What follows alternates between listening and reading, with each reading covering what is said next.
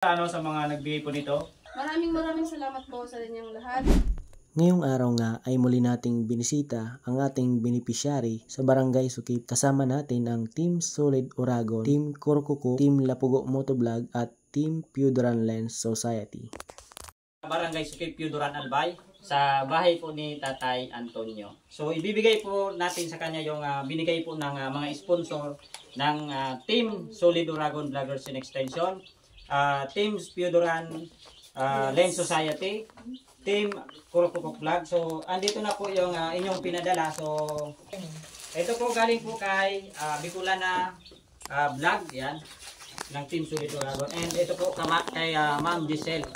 Ayan, meron na po kayo tatay na isasaing. Ayan.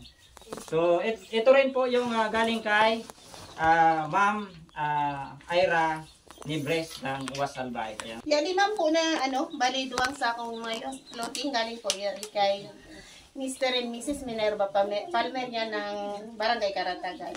Maraming salamat.